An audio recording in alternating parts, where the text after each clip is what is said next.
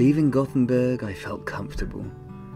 Although the current pushing at Hobie's bow was becoming stronger by the second, it wasn't immovable, and the reverse gear this chosen route was trying to force upon us was outweighed by the glassy surface, the proximity to two banks, the relative shelter one receives when paddling along a channel. It's time to be a river rat once more. Off we go! Leaving Gothenburg and heading east on the Göta Canal. Next stop, well, I don't know what the next stop is. I only decided to do this earlier today. Where am I going? The familiar dusk hunt for a suitable camping spot. It's a harder, less visually pleasing task than the coastal archipelago had offered, especially when foraging in urban outskirts.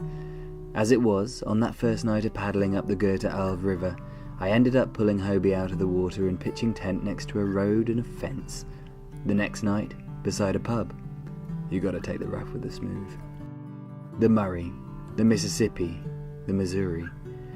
Travelling down rivers is one of my favourite things to do, but travelling up one? We'll see.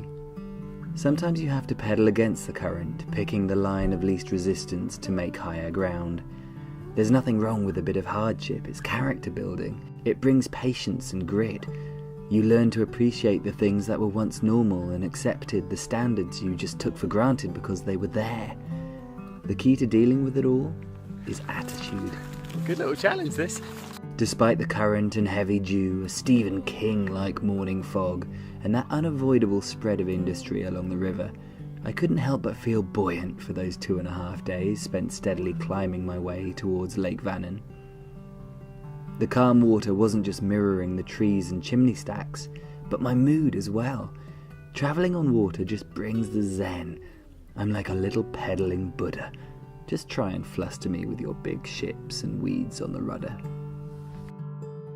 Eventually, Hobie and I needed to face up to an obstacle we hadn't yet needed to deal with.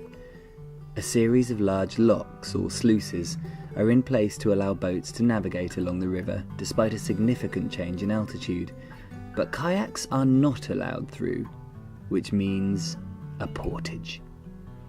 In a few days' time I was to reach the Göta Canal proper, and there I'd have 58 locks to contend with in order to reach the Swedish east coast, so I treated the 3 locks at Lilla Edit, Trollhättan and Vänersborg as practice.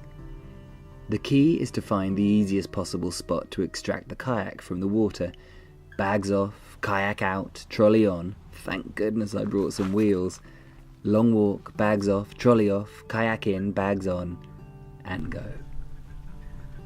I found help for the first portage from a team who were marking out a track for an upcoming fun run. And then in Trollhättan, the portage was almost a kilometre of uphill roads. Here we are again, on another portage, which the local newspaper kindly decided to cover. And then, at the final lock on the river, I found myself alone for the first time. Not easy, but it was a valuable lesson, and a realisation that I could actually do this thing, and without breaking my back.